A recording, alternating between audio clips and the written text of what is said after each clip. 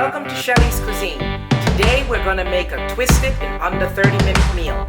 And so we're going to make Polish kielbasa with apples.